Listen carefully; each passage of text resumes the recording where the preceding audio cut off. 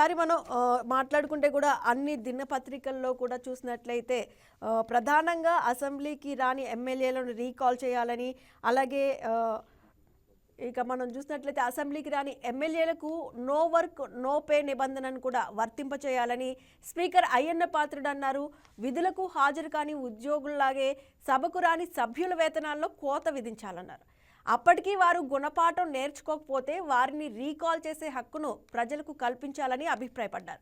అయితే ఇందుకోసం ప్రజా ప్రాతినిధ్య చట్టాన్ని సవరించాలని స్పీకర్ అయ్యన్న పాత్రుడు వ్యాఖ్యానించారు.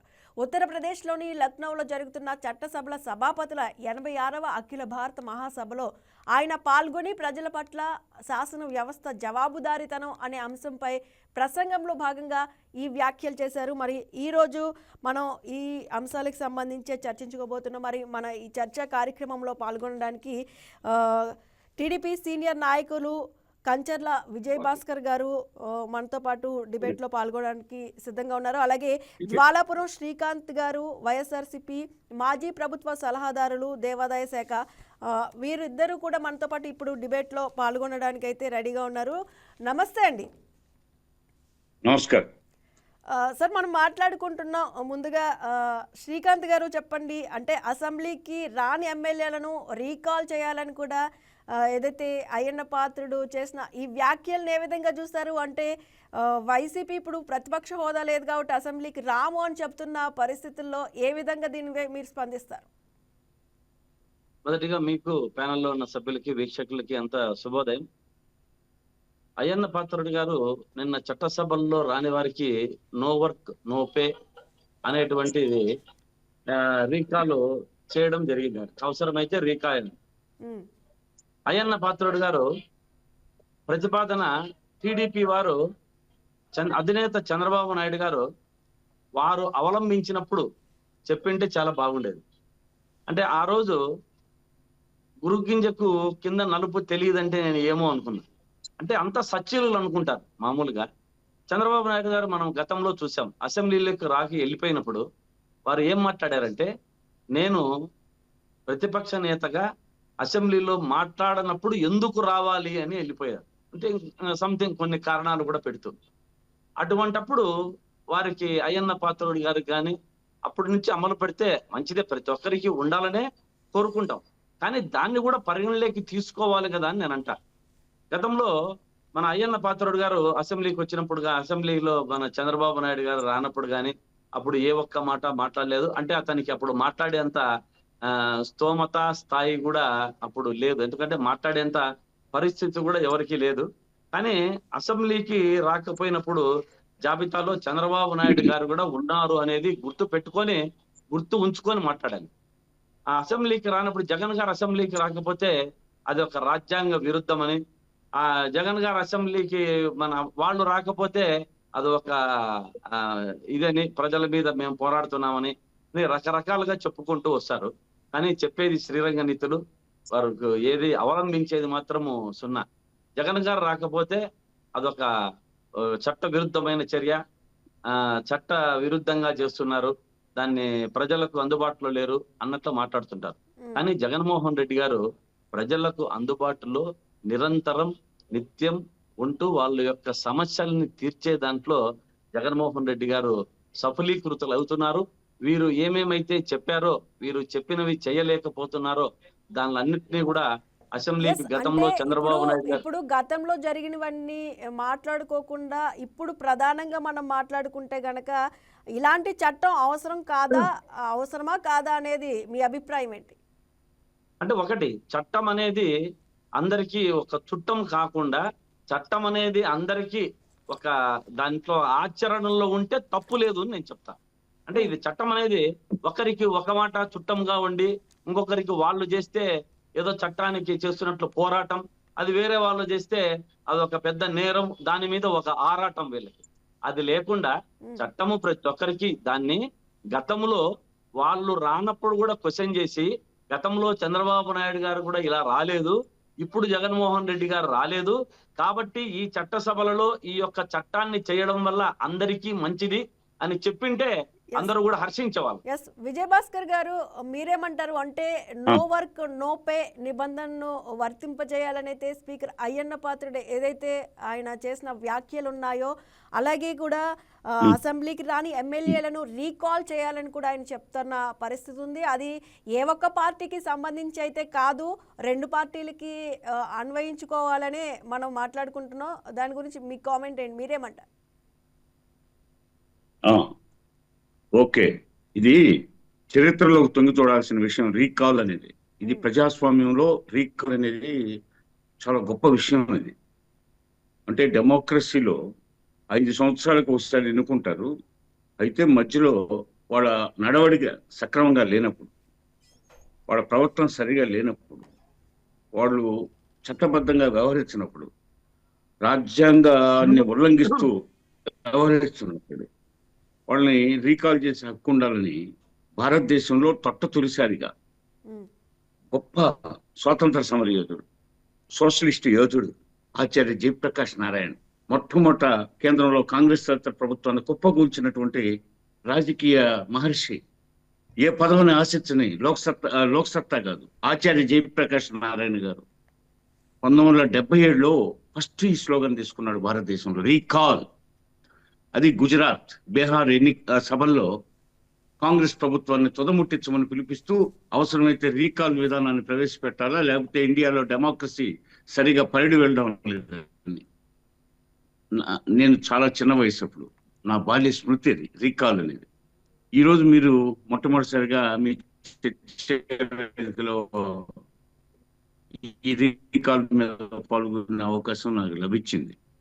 అయితే అది చాలా దాని మీద, ఎందుకంటే ఈ ప్రజాప్రతినిధులు, ఈ ఎలక్షన్లు, ఇవన్నీ నిర్వహణ ఖర్చులు, వీటన్నిటిని దృష్టిలో పెట్టుకొని పట్టించుకోవట్లే ఎవరు ఈ రీకాల్ అనేది. అయితే ఈరోజు అయ్యన్న పాత్రుడు గారు లేవనెత్తింది ఆ విషయం. అయ్యన్న పాత్రుడికి స్తోమత లేదు, ఆయనకు ఆ స్థాయి లేదంటే ఎవరికి ఆ స్థాయి ఉంది? గజనీళ్ళు గోరీలు మించే దోపిడీదారులు ఉన్నటువంటి మన వ్యవస్థలో పోతే, రౌడిజము పాలిగార్ల వ్యవస్థను ప్రతిబింబించే ఈ వ్యవస్థలో పోతే అసలుకి సరిగా తెలుగు మాట్లాడటమే చేత కాదు, ఇంగ్లీష్ మాట్లాడటమే చేత కాదు, ఏ భాష రెంటికి చెడ్డ రేవడిలాగా ఏ భాషగా నోచుకున్నాడు. పోతే పెత్తందారి వ్యవస్థకు ప్రతిబింబంగా ఉండి కేసులు ఢిల్లీకి పోతే కేసులు చూసుకునేవాడు, ఇక్కడికి వస్తే దోపిడీ స్కాములు చూసుకునేవాడు, ఏ స్కీమ్ పెట్టాలా ఏ స్కాములు చేయాలనుకున్నాడు కూడా పోతే ఈ విధంగా వ్యవహరిస్తున్నారు. వీళ్ళని దృష్టిలో పెట్టుకునే కాదు, టోటల్ గా మన వ్యవస్థలో రీకాల్ అనేది ముఖ్యము అనేది జనరల్ గా చెప్పాడు ఆయన.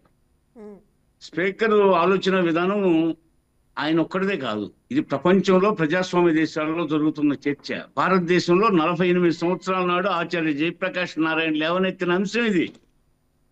ఈ అంశం మీద ఇప్పుడు ప్రజాస్వామ్యంలో భారతదేశం సామాన్య ప్రజలు ఉన్నారు. ఇది వ్యవసాయ ప్రధానమైన దేశం. ఇక్కడ వ్యవసాయదారులు, వ్యవసాయ కూలీలు ఎక్కువ ఉన్నారు. ఈ నిరక్షరాస్యత ఇంకా ఉంది, పూర్తిగా అక్షరాస్యత సాధించిన ఇంకా పరిస్థితి. అంటే ఇప్పుడిప్పుడే అక్షరాస్యత బాగా డెవలప్ అవుతుంది. ఇంకో 10-12 సంవత్సరాలు పోతే బ్రహ్మాండంగా అక్షరాస్యులు అంతా ఉంటారు. ఈ నేపథ్యంలో ఈ ప్రజాస్వామ్యం చక్కగా పనిచేయాలంటే రీకాల్ వ్యవస్థ ఉండాలా.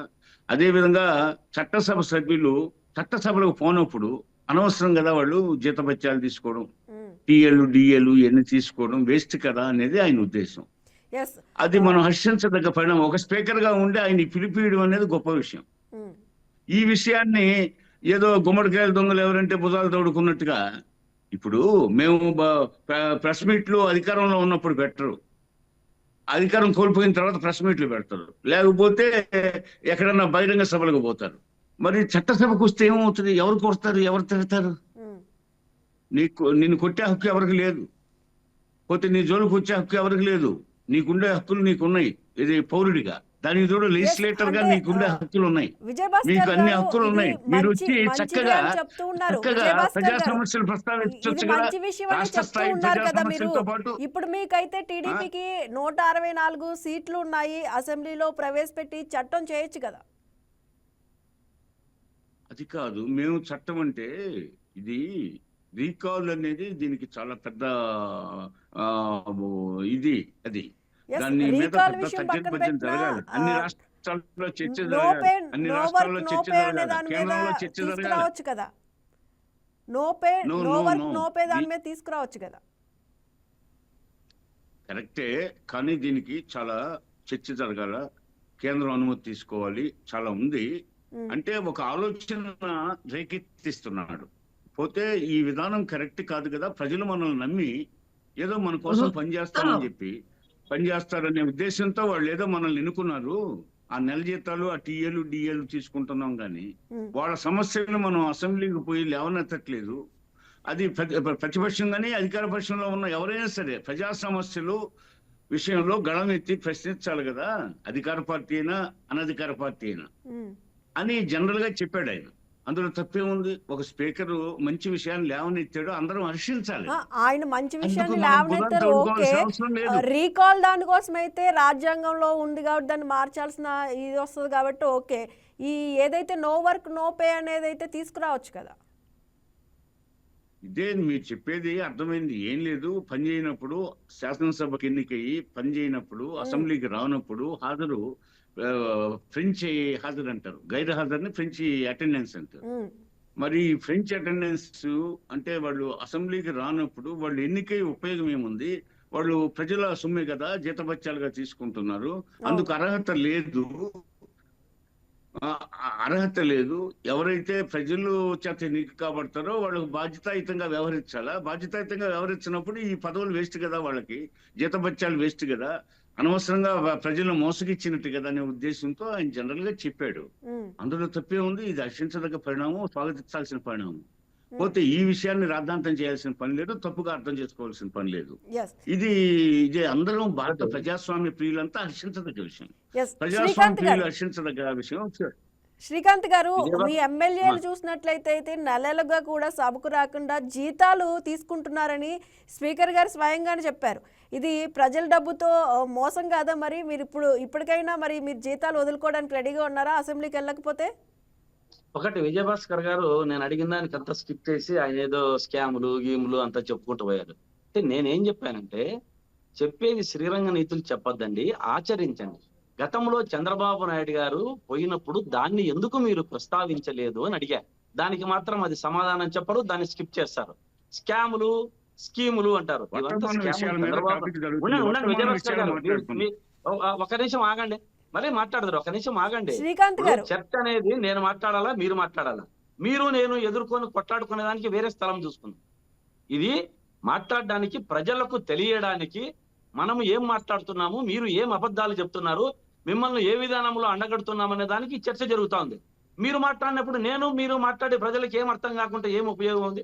అందులో మీరు పెద్దలు విఘ్నులు ఉండాలి, నిదానంగా ఓపిక ఉండాలి.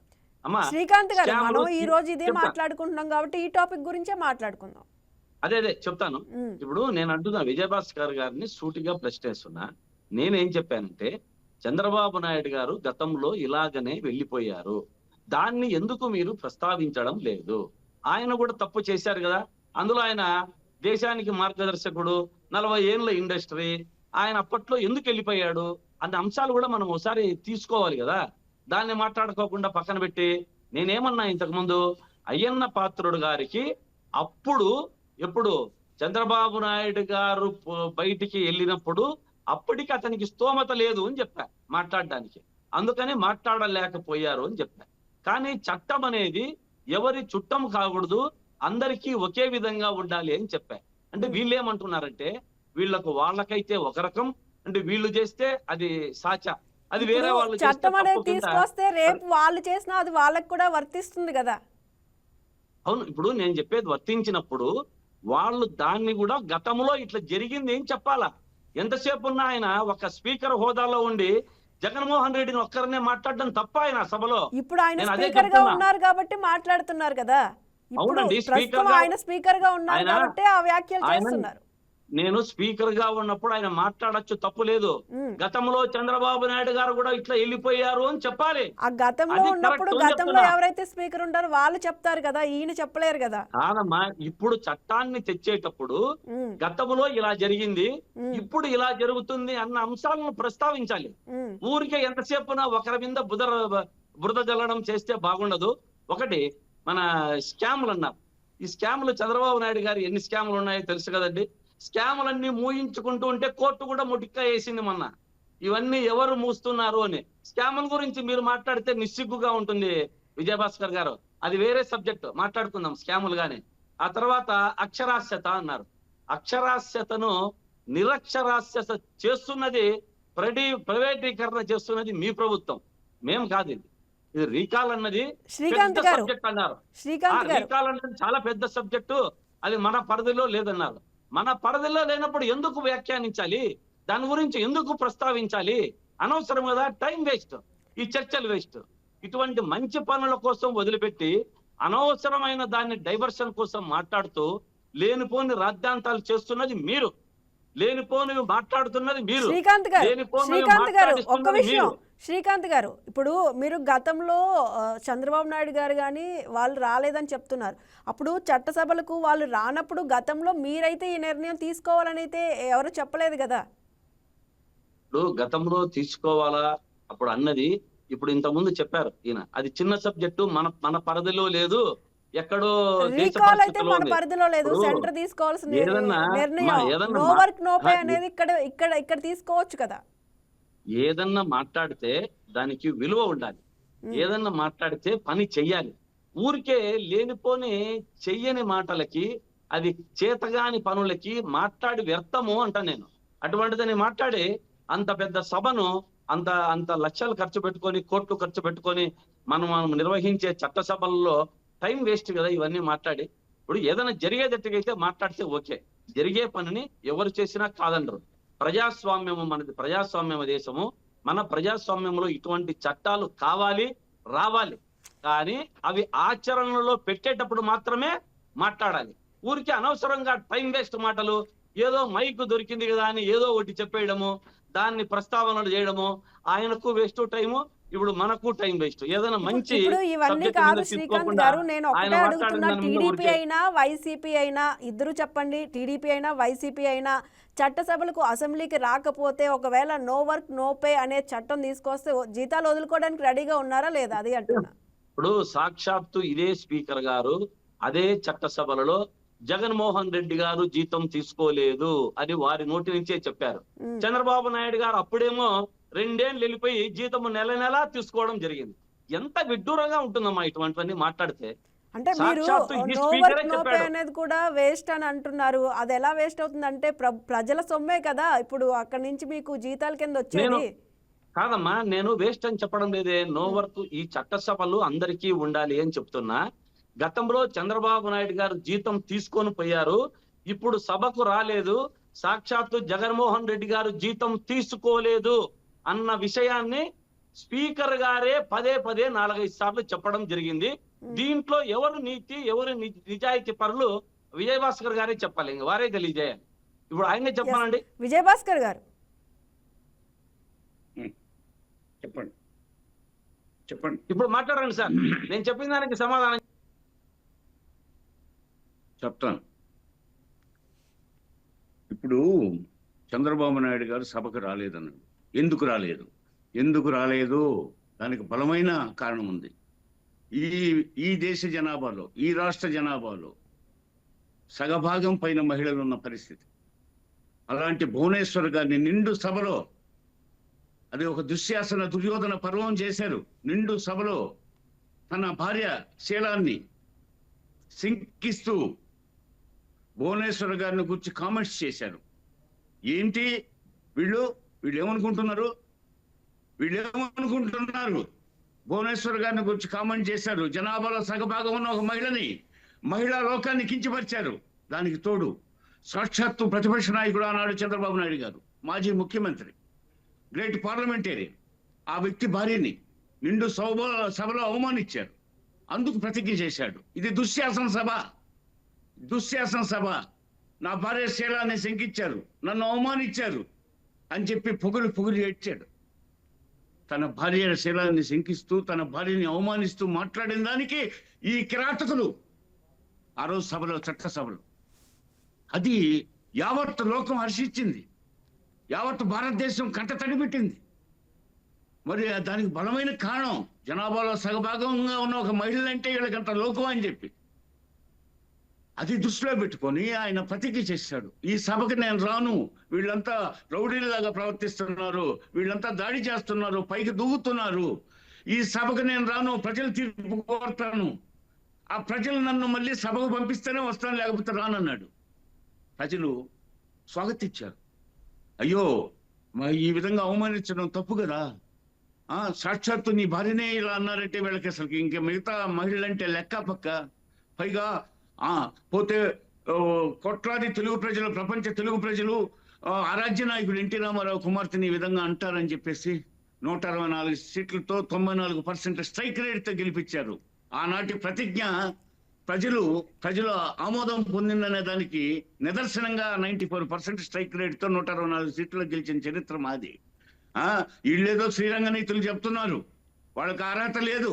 వీళ్ళు నో డౌట్ వీళ్ళంతా దోపిడీకి, రౌడీజానికి, అన్పార్లమెంటరీ లాంగ్వేజ్ కి అలవాటు పడ్డాడు.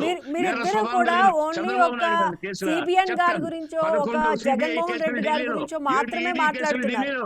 18 కేసులు వీళ్ళే చెప్పేది. రిగ్గింగ్ మాస్టర్స్, బాంబుల సంస్కృతి. అన్నమయ్య, ఇప్పుడు కడప జిల్లాలో అన్నమయ్య పుట్టిన జిల్లా అది. అన్నమయ్య పుట్టాడు. కవయిత్రి మొల్ల పుట్టిన జిల్లా. దువ్వూరు సుబ్బమ్మ స్వాతంత్ర సమర యోధురాలు పుట్టిన జిల్లా. కడప కోటిరెడ్డి బసిరెడ్డి డిప్యూటీ సీఎం గా చేశాడు ఉమ్మడి రాష్ట్రానికి. మహనీయులు గాంధీవాదం పుట్టిన జిల్లా. శాంతి పుష్పాలు వికసించిన జిల్లాని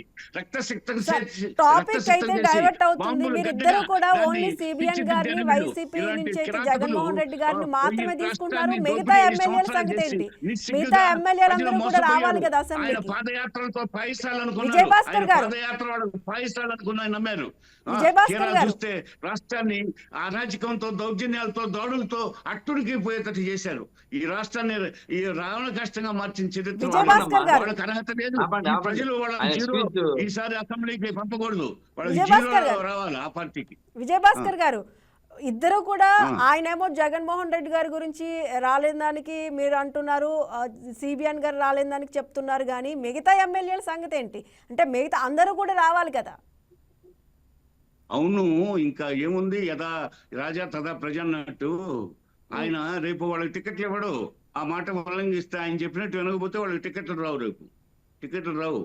కాదు, ఇక్కడ టికెట్లు వస్తాయా రావా అన్నది కాదు కదా, ప్రజల సమస్యలను పోరాడడానికి, వాళ్ళ సమస్యల గురించి తెలియజేయడానికి కదా అసెంబ్లీ ఉంది.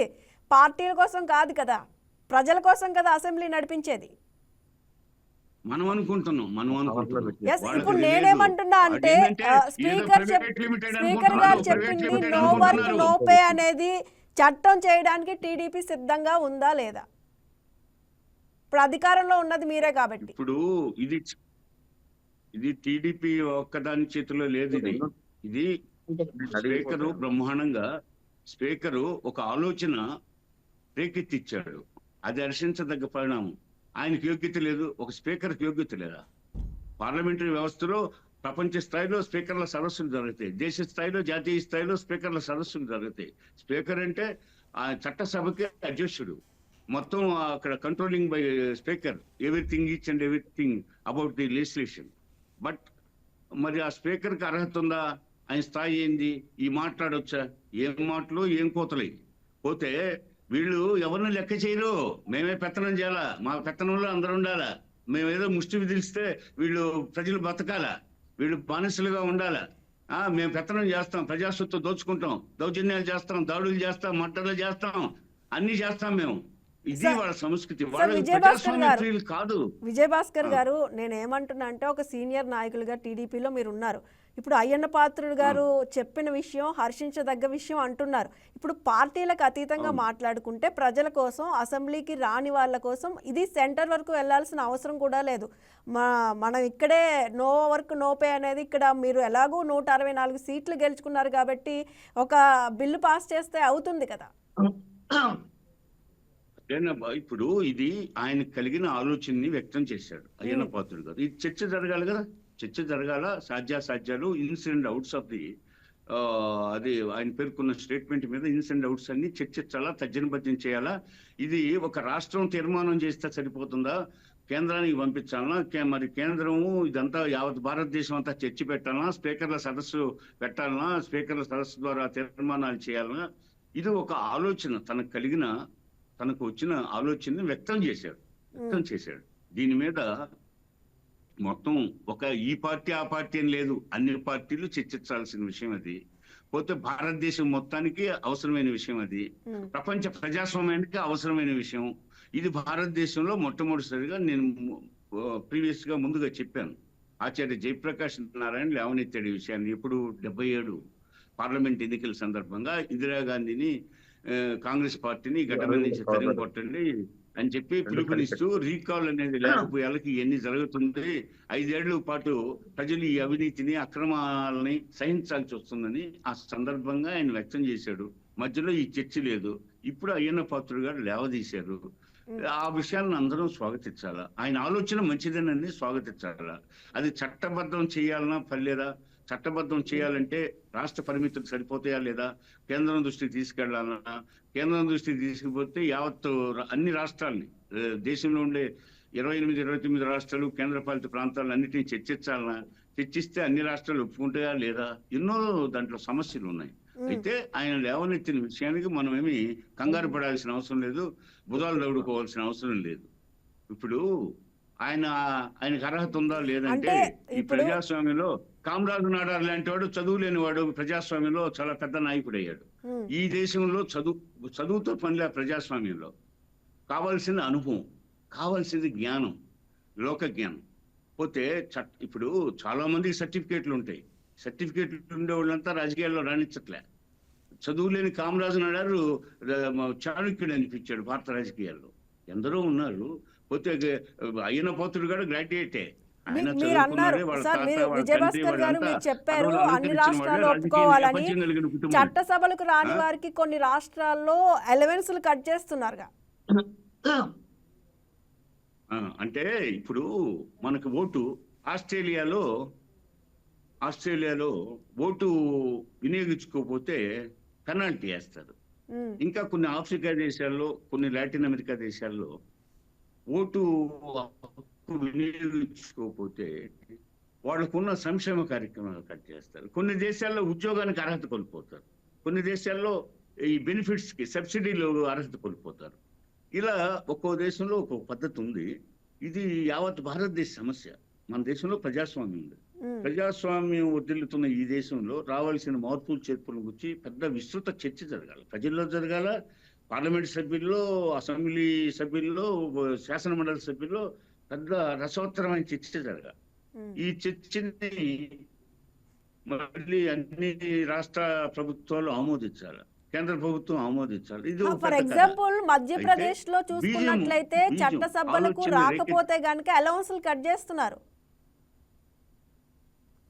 ఫర్ ఎగ్జాంపుల్ మధ్యప్రదేశ్ లో చూసుకున్నట్లయితే అంటే ఈ అలవెన్స్లు ఇలాంటి విషయాలు రాష్ట్ర ప్రభుత్వం నిర్ణయం తీసుకోవచ్చు. ఎందుకంటే టీఏలు డిఏలు ఇలాంటి విషయాలు తీసుకోవచ్చు. అంటే రీకాల్ అనే దానికి పెద్ద చర్చ జరగాలని నేను చెప్తున్నా. ఈ టీఏలు డిఏలు రాష్ట్ర ప్రభుత్వం నిర్ణయం కట్ చేయొచ్చు, అదేం పెద్ద పని కాదు, అనుకుంటే పెద్ద పని కాదు. కాకపోతే ఏంటంటే చూస్తారు, సమయం ఇస్తారు, ఆహ్వానిస్తున్నారు. మా వాళ్ళు రెండయ్యా, మీకు సరైన భద్రత ఉంటుంది, మీరేమి ఇబ్బంది పడద్దు, మిమ్మల్ని మేము అవమానించాం, మేము చక్కగా గౌరవిస్తాం, వచ్చే అసెంబ్లీలో మాట్లాడండి, బయట ఎందుకు ఇవన్నీ. అసెంబ్లీలో మాట్లాడితే దానికి ఒక వ్యాలిడిటీ ఉంటుంది, దానికి ఒక అఫిషియాలిటీ వస్తుంది. రెండే మేము స్వాగతిస్తుంటే వాళ్ళు రాకపోతుండే ఏం చేయాలి? శ్రీకాంత్ గారు ప్రతిపక్ష హోదా ఇవ్వలేదని, ప్రతిపక్ష హోదా కావాలంటే ఏమండి, ప్రజలు ప్రతిపక్ష హోదా ఇవ్వలేదు, సరే ఇప్పుడు ప్రతిపక్ష హోదా ఎందుకు? సింగిల్ గా గెలిచిన వాళ్ళు ఎంతమంది లేదు. వావిలాల గోపాలకృష్ణ ఒక్కడే గెలిచాడు, స్వాతంత్ర సమరయోధులు, సత్యనపల్లి గుంటూరు జిల్లా నుంచి వావిలాల గోపాలకృష్ణ. తెలంగాణలో ఇల్లెందు నుంచి 5 సార్లు న్యూ డెమోక్రసీ అనే పార్టీ ఆయన గుమ్మడి నర్సయ్య గారు గెలిచారు. ఓంకార్ గారు సిపిఎం నుంచి సస్పెండ్ అయ్యి ఆయన ఒక్కడే గెలిచాడు. ఇలా పుచ్చలపల్లి సుందరయ్య ఆయన కొద్ది మందితో 2-3 శాసనసభలో పాల్గొనేవాడు. అట్లాగే చాలా మంది, గౌతు లక్షణ్, వీళ్ళంతా మహనీయులు. వెంకయ్య నాయుడు, ఇంద్రసేనారెడ్డి వాళ్ళు ముగ్గురే ఉండేవాడు ఒకప్పుడు. బీజేపీ తరఫున 294 మంది ఉన్న ఉమ్మడి రాష్ట్రంలో 3 బీజేపీ శాసనసభ్యులు. వీళ్ళందరిలో వెంకయ్య నాయుడు టైగర్ అనిపించాడు, అసెంబ్లీ టైగర్. జనతాదళ తరఫున జైపాల్ రెడ్డి ఉండేవాడు, ఆయన అసెంబ్లీ టైగర్ అనిపించాడు. దమ్ము మన దగ్గర ఒక్కరం చాలు, అసెంబ్లీకి పోవచ్చు, గొప్ప అక్కడ అవమానించడానికి లేదు ఎవరిని, ఎవరి జోలికి పోకూడదు. పోతే రాష్ట్ర ప్రజలు తిలకిస్తుంటారు, వాళ్ళు బస్టు పడతారు. అవమానిస్తే, తాత్కాలికంగా అవమానిస్తే రేపు ఎన్నికల్లో బస్టు పడతారు. ఎవరైనా మానవుడు మనిషికి ఇచ్చే గౌరవం ఇవ్వాలి. మళ్ళీ శ్రీకాంత్ గారు హక్కులు ఉన్నాయి అక్కడ. ఎందుకు వీళ్ళు అసెంబ్లీకి పోరు అనేది ప్రశ్న.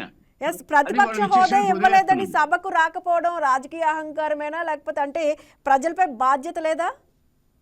కాదమ్మా, రాజకీయ అహంకారం కాదు. వీళ్ళు చేస్తున్న పని ఏదైతే నీవు చేసిన విద్య నీరజాక్ష అని చెప్పి చంద్రబాబు నాయుడు గారు గతంలో ఇంతకుముందు మన విజయభాస్కర్ గారు చెవులో దూది పెట్టుకున్నట్టున్నారు. అంటే వాళ్ళకి ఆయనకి వినపడినట్లేదు.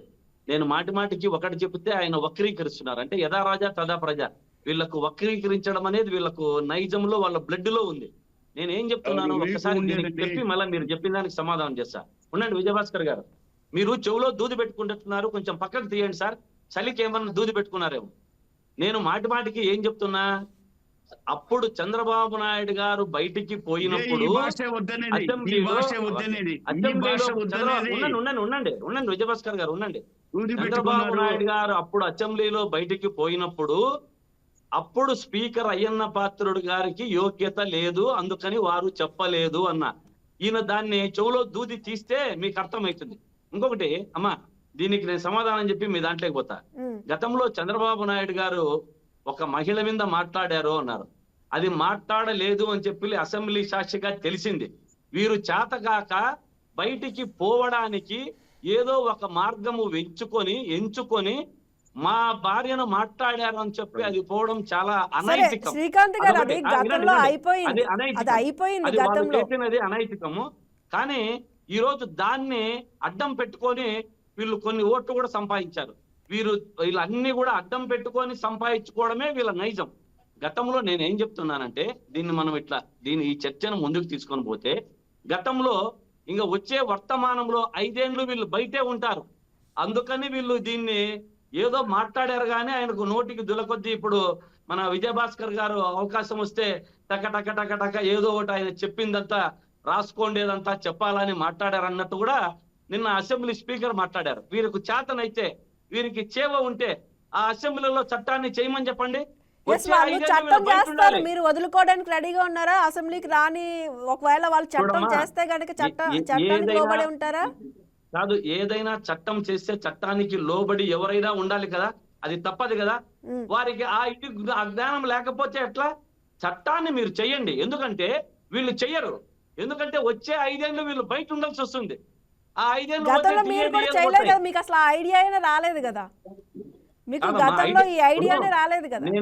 నేను చెప్పేది ఒకటే, ఐడియా వస్తే అమలు పరచాలి. ఐడియాను ఎప్పుడు ఊరికే దాన్ని నిర్వీర్యం చేయడానికో ఊరికే మాట్లాడడానికో వాడుకోకూడదు. ఏది చెప్పినా చెయ్యాలి అన్న ఒక నిబద్ధతతో ఉంటారు వైఎస్ జగన్మోహన్ రెడ్డి గారు. ఏది మాట్లాడినా అది చెయ్యాలి, ఏది చెప్పితే అది చెయ్యాలి, ఏది చెప్పకపోతే ఏది మనం వీళ్ళు ఎన్నికల్లో రావాలని వ్యవసాయం మీద కానీ ఇష్టానుసారం చెప్పుకుంటూ వచ్చారు. కానీ జగన్మోహన్ రెడ్డి గారు, మా మంత్రులు కానీ చెబితే మనం అది చేయలేము. అవంతా గతంలో అయిపోయింది. ప్రస్తుతం మీరు నేను అడిగిన దానికి సమాధానం చెప్పలేదు. ప్రతిపక్ష హోదా ఇవ్వకపోతే అసెంబ్లీకి రారా? ప్రతిపక్ష హోదా ఇవ్వడానికి కాదు, మైక్ ఇస్తే వస్తాను అని చెప్పి గతంలో మన జగన్మోహన్ రెడ్డి గారు చాలా సార్లు చెప్పారు.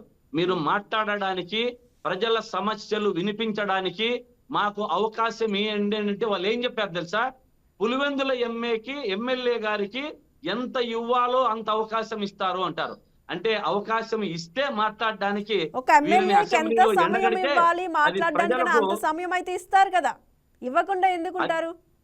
ఇప్పుడు ప్రజా సమస్యలు మాట్లాడడానికి ఒక ప్రతిపక్ష నేతగా, అంటే మాజీ ముఖ్యమంత్రిగా ఎంత ఇవ్వాలో అంత ఇస్తే వీరు చేసేటివన్నీ వారు నిగ్గు తెలుస్తారు అసెంబ్లీలో. వీరికి అది భయం, మైక్ ఇవ్వడానికి వీరికి భయం. ఇప్పుడు నేను చూసాం, దావోస్ లో కూడా పోయి చంద్రబాబు నాయుడు గారు, మన లోకేష్ బాబు గారు ఇద్దరు పరస్పర డబ్బాలు కొట్టుకుంటూ అక్కడ జగన్మోహన్ రెడ్డి గారు నామస్మరణ. మీరు పోయిండేది దేనికయ్య స్వామి? అక్కడ మీరు నిధులు తేవడానికి, ఇక్కడికి ప్రజలను సమస్యలు తీర్చడానికి, అక్కడ ఉన్నటువంటి మనకు ఏదైతే సంస్థలు తీసుకొని వచ్చి ఇక్కడ రాష్ట్రాన్ని బాగుపరచడానికి అని చెప్తే అక్కడ కూడా పోయి జగన్మోహన్ రెడ్డి నామస్మరణ. అది వీళ్ళ పరిస్థితి సార్ అమ్మా. మీరు ఎందుకంటే ఇప్పుడు అవన్నీ జగన్మోహన్ రెడ్డి గారు మాట్లాడుకున్నట్లయితే గనక గతంలో వీళ్ళు రాలేదని కూడా మీరు అప్పుడు చర్యలు తీసుకోలేదు. ఇప్పుడు వీళ్ళు చర్యలు తీసుకోకపోయినా ఒక స్పీకర్ గా ఆయన ఒక నిర్ణయాన్ని చెప్పారు. నేను ఆ నిర్ణయం కాదు, ఆ నిర్ణయానికి కట్టుబడి ఉండి చట్టాన్ని తేండి అంటున్నా నేను. ఎందుకంటే తేరు వీళ్ళు మళ్ళీ 5 ఏళ్ళు బయట ఉండాల్సి వస్తుంది, అందుకనే తేరు వీళ్ళు. బాగా గుర్తుపెట్టుకోండి, నేను చెప్పేది రాసి పెట్టుకోండి.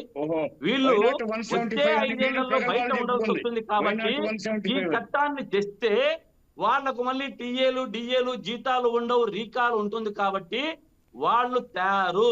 రాసి పెట్టుకోండి, రాసి పెట్టుకోండి. ఈ రోజు నేను చెప్తా, ఊరికే మాట్లాడడం కాదు. ఏది మాట్లాడినా నోరు ఉందని చెప్పి, నోరుకు నేలక ఎమక లేదని చెప్పి ఏదంటే అది మాట్లాడితే వ్యర్థమమ్మా.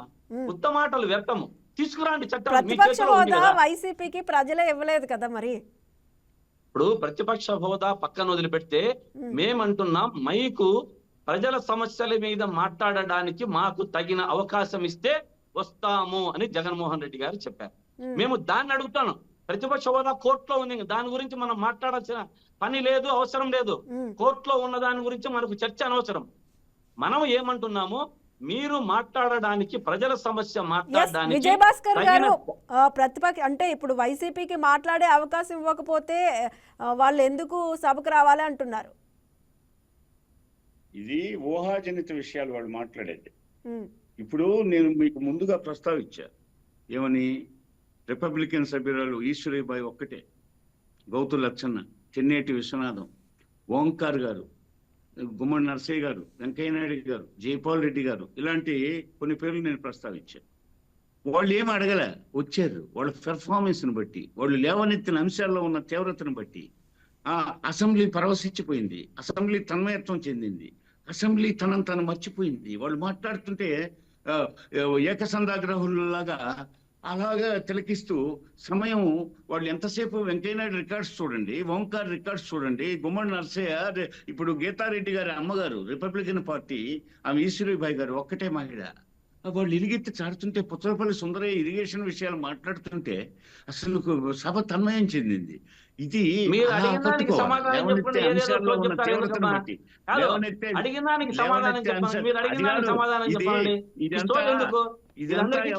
అప్పుడు విలువలు వేరే, ఇప్పుడు విలువలు వేరే. అప్పుడు విలువలు వేరే, ఇప్పుడు విలువలు వేరే.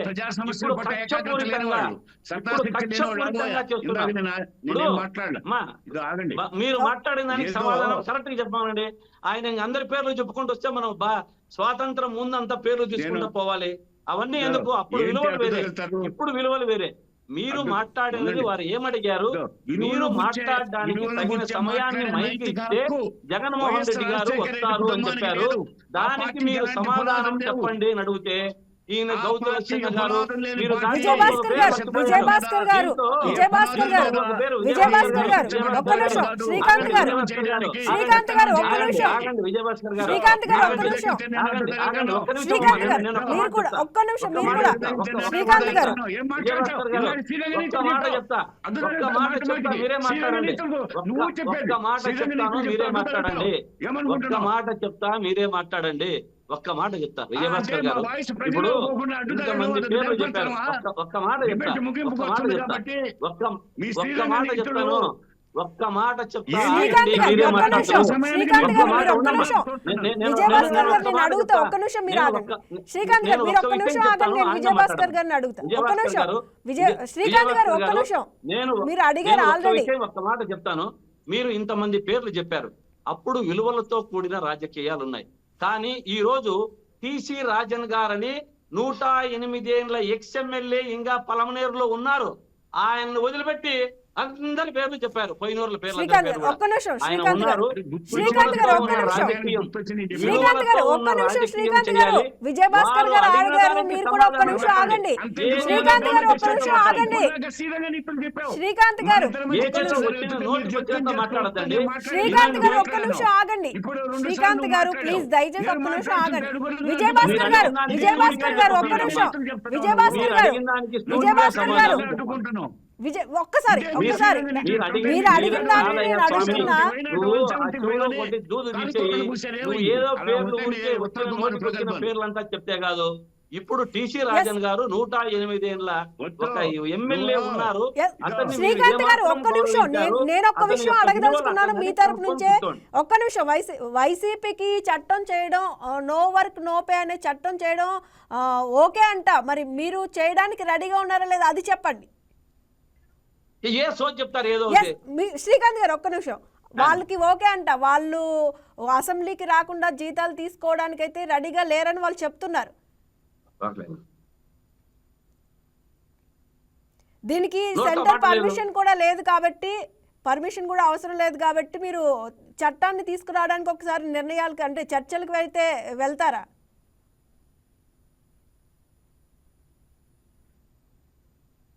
విజయభాస్కర్ గారు వారు ఆలోచిస్తున్నారు, నోట్లో మాట రావడం లేదు వారికి. వినపడకపోతే మరలా చెప్పండి అంట. స్టాప్. ఎందుకంటే మీరెవరు ఆమె అడుగుతుంది విజయభాస్కర్ గారు అంటే మరలా ఒకసారి చెప్పండి, వినపడలేదు అంటున్నా. అంతలే జోక్యం శ్రీకాంత్ గారు మీరు ఒక్క నిమిషం ఆగండి. శ్రీకాంత్ గారు మీరు ఒక్క నిమిషం, మీరు అలా మాట్లాడొద్దు. శ్రీకాంత్ గారు మీరు అలా మాట్లాడొద్దు. శ్రీకాంత్ గారు మీరు అలా మాట్లాడొద్దు. డైవర్ట్ కాదు, మీరు డైవర్ట్ చేస్తున్నారు. ఆయన చెప్పాల్సింది ఆయన చెప్తున్నారు, మీరు మధ్యలో వద్దు. మేము సూటిగా ఒకటే అడిగాం, వచ్చే ఘట్టంలో 5 ఏళ్ళు బయట ఉండాల్సి వస్తుంది, చట్టం చేతిలో ఉంది, చెయ్యండి చట్టాన్ని అడుగుతున్నాం. వీళ్ళ చేత అవుతుంది అని అడుగుతున్నా, వీళ్ళు చేస్తారా అని. మీరైతే గతంలో చేయలేదు కదా, మీరు ఇప్పుడు ఎలా దాన్ని క్వశ్చన్ చేస్తారు? మీరు గతంలో చేయలేదు కదా. వాళ్ళు ప్రస్తావన తెచ్చారు కాబట్టి చేస్తారా అని అడుగుతున్నాను అంటున్నా. ప్రస్తావన తెచ్చారు, వాళ్ళు చర్చలకు వెళ్తామని అంటున్నారు, చర్చించుకున్న తర్వాత నిర్ణయం తీసుకుందామని చెప్తూ ఉన్నారు. ఒక పక్కన విజయభాస్కర్ గారు తీసుకుందామని చెప్తున్నారు కదా. చెప్తున్నాడు, ఏదేదో సోచ్ చెప్తున్నాడు, పాతకాలానికి వెళ్తున్నాడు. శ్రీకాంత్ గారు ఉన్నది శ్రీకాంత్ గారు వద్దు. జరిగేది మాట్లాడుకోవాలి, మాట్లాడుకోవాలి, ఇప్పుడు జరిగే అంశాల మీద మాట్లాడుకోవాలి, ఇది జరుగుతుందా లేదా అని చర్చించాలి. నేను అడిగిన దానికి సమాధానం సూటిగా చెప్పకుండా ఏదేదో శ్రీకాంత్ గారు ఆయన చెప్తున్నప్పుడు అవన్నీ ఎత్తితే ఏమొస్తుందమ్మా? మా దగ్గర భాష ఉంది. శ్రీకాంత్ గారు నేను స్వచ్ఛమైన తెలుగులోనే మాట్లాడుతున్నా, మీకు అర్థం కాకుండా దూది పెట్టుకుంటే నేనేమి చేయగలను? ఏదన్నా ప్రజలు శ్రీకాంత్ గారు ఒక్క నిమిషం, మీరు గతంలో ఒక్క నిమిషం శ్రీకాంత్ గారు విజయభాస్కర్ గారు, అంటే మీరు కూడా బయట ఉండాల్సి వస్తుందనే గతంలో ఇలాంటి నిర్ణయాలకు అసలు కనీసం మాట్లాడలేదు అని అయితే అనుకోవచ్చా? తెలియక కాదు కదా. శ్రీకాంత్ గారిని అడుగుతున్నా. శ్రీకాంత్ గారు మేము ఒక్కటే, ఆచరణలో ఏది పెట్టగలిగితే అది పెడుతుంది అనే అవకాశం ఉంటే మాట్లాడతాం, లేకుంటే మాట్లాడడం.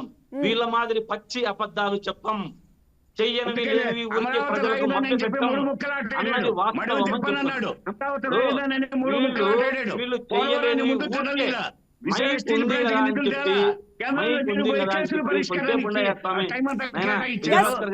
శ్రీకాంత్ గారు విజయభాస్కర్ గారు అడుగుతున్నారు కదా, అమరావతికి ఓకే చెప్తేనే కదా అమరావతి పనులు స్టార్ట్ అయ్యాయి. విజయభాస్కర్ గారు ఆగండి,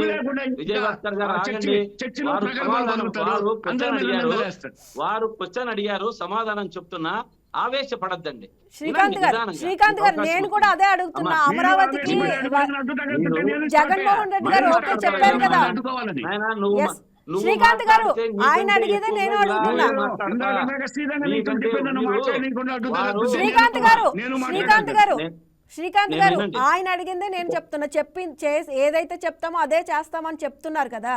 మరి అమరావతికి అప్పుడు ఓకే చెప్పారుగా ప్రతిపక్షంలో ఉన్నప్పుడు, తర్వాత ఎందుకు మళ్ళీ 3 రాజధానులు అనే అంశాన్ని ఎందుకు తీసుకురావాల్సి వచ్చింది మీరు అధికారంలోకి వచ్చిన తర్వాత? ఇప్పుడు పాలన వికేంద్రీకరణ అనేది ఒక మంచి ఒక ఐడియా. ఇప్పుడు విశాఖపట్నం నుంచి విజయవాడ రావాలన్నా, అనంతపురం నుంచి అక్కడికి పోవాలన్నా అవుతుందనే ఉద్దేశంతో ఒక ముఖ్యమంత్రి శ్రీకాంత్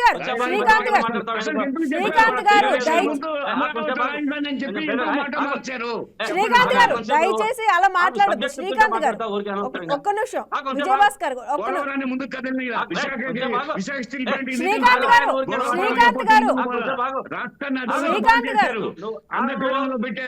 చెప్పు ఆగు అన్న.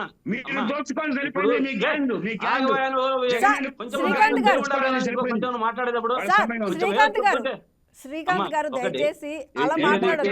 ఆయన మాట్లాడుతున్నారు.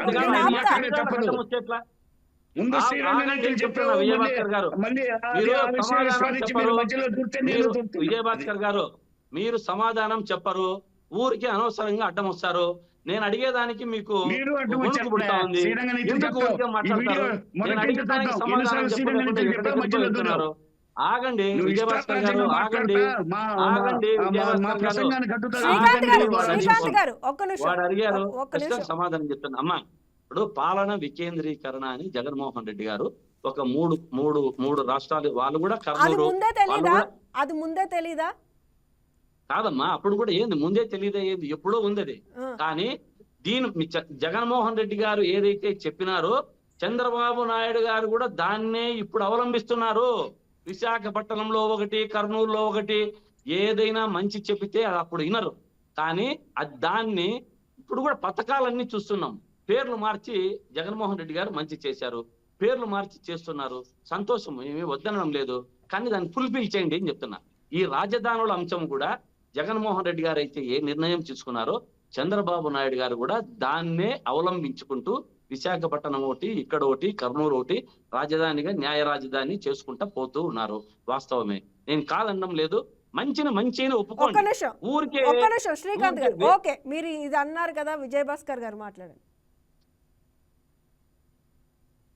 ఇప్పుడు ఇంతకుముందు అడిగిన ఒక్క నిమిషం. ఇప్పుడు అమరావతి రాజధాని అయితే రాజధాని అనే దానికి కొన్ని హంగులు ఉండాలి, ఒక స్టేటస్ ఉండాలి. దాంతోపాటు మేము మొత్తం అన్ని జిల్లాల్లో అన్ని నియోజకవర్గాలకి ప్రణాళిక రూపొందించి ప్రతి అసెంబ్లీ నియోజకవర్గం, ప్రతి జిల్లా అభివృద్ధి దిశలో వికసించాలనే ఉద్దేశంతో ప్రణాళికలు రూపొందిస్తున్నారు. అందులో భాగంగా కర్నూలైనా, కడపైనా అసలు ఇదో పులివెందులకు నీళ్లు తీసుకుపోయిన చరిత్ర తెలుగుదేశం పార్టీది. రాయలసీమ అంద్రినేవా, గాలేరు నగిలి సమాధానం చెప్పండి. మళ్ళీ స్టోరీ పెడుతున్నారమ్మా.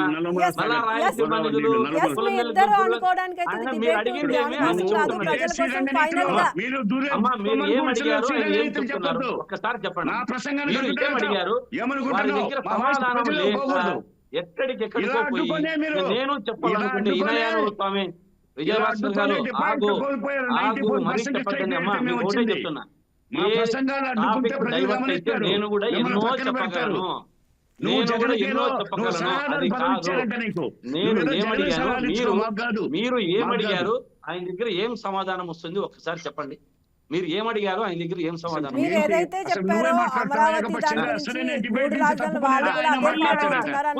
నీళ్లు తెచ్చాము, ఎందుకు ఇవంతా తల్లి? ఇవన్నీ అవసరం.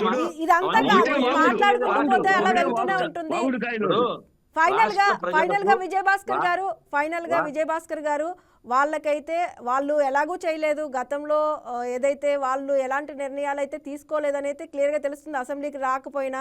కానీ ఇప్పుడు అసెంబ్లీకి స్పీకర్గా ఉన్న అయ్యన్న పాత్రుడు గారు ఏదైతే ఆయన ఒకటి వ్యక్తపరిచారో ఇలా చేస్తే బాగుంటుంది అనేది, అందులో మనం చేయగలిగింది నో వర్క్ నో పే అనేది ఎంతవరకు చేయగలుగుతారనేది ఫైనల్గా చెప్పండి.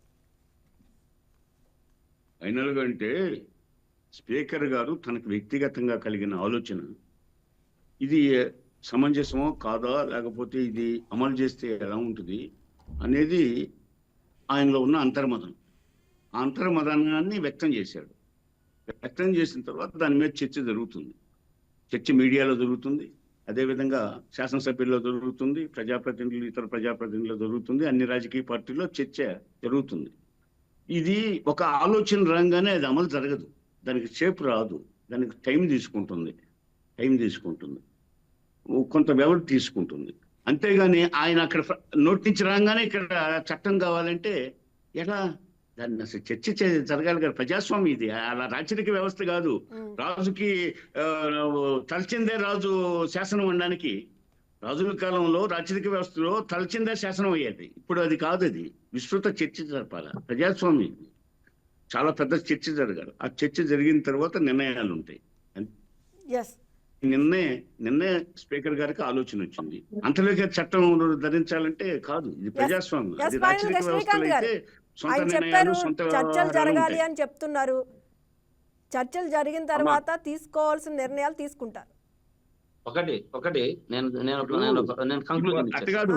ఆలు లేదు, చూడు లేదు, కొడుకు పేరు సోమలింగం అన్నట్టు ఆయనకు ఆలోచన శ్రీకాంత్ గారిని చెప్పేనేవ్వండి. విజయభాస్కర్ గారు చెప్పండి. వీళ్ళు ఎంతసేపు ఉన్నా జగన్మోహన్ రెడ్డి మీద బురద చల్లడం, చేతగాని మాటలు మాట్లాడడం. ఇది జగన్మోహన్ రెడ్డికి సిబిఎన్ గారికి సంబంధించింది అయితే కాదు కదా. అసెంబ్లీలో ఎమ్మెల్యేల కోసం కదా మాట్లాడుతుంది. ఇప్పుడు ఆయన మాట్లాడినది సభలో ప్రస్తావన, మా పక్క కూడా కొంతమంది ఎమ్మెల్యేలు ఇట్లా చేస్తున్నారు అని నిన్న దావోస్ లో చూసినా ఈయన స్పీకర్ ఎక్కడి పోయినా ఇదే మాట్లాడుతున్నారు. చేతనైతే ఛాలెంజ్ చేస్తున్నా, చట్టం మీ చేతిలో ఉంది, దీన్ని చేసి నిరూపించండి అని నేను గట్టిగా ఒక్కాణించి చెప్తున్నా. ఎందుకంటే వచ్చే వర్తమానంలో వీళ్ళు 5 ఏళ్ళు బయట ఉండాల్సి వస్తుంది కాబట్టి రాసి పెట్టుకోండి. వీళ్ళు చెయ్యలేరు, వీళ్ళ చేత కాదు. బురద జల్లే మాటలు మాట్లాడమంటే ఎన్నైనా మాట్లాడతారు. ఇది వీళ్ళ